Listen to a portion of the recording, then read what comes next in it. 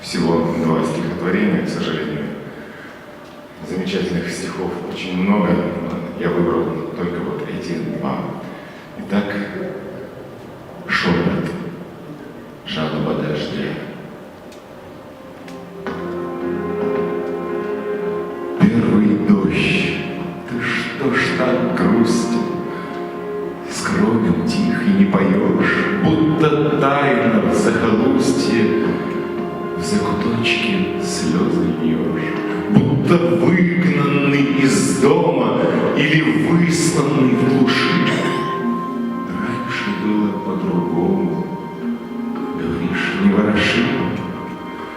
Из-за стекол долетает шепот, жалоба дождя, но обиду он глотает, затихает, уходя.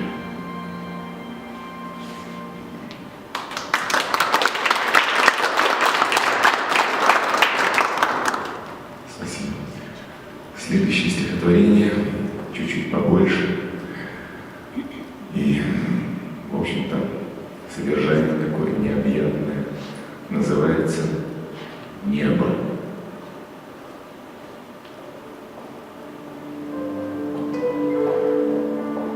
Почему о небе мало пишут? Это космос, высших сил пиры. Небеса, просторы ходят, дышат, излучат, живут века, миры.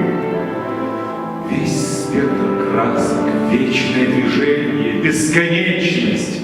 Созерцаем, внемли, там таятся силы притяжения всей вселенной, ни одной земли.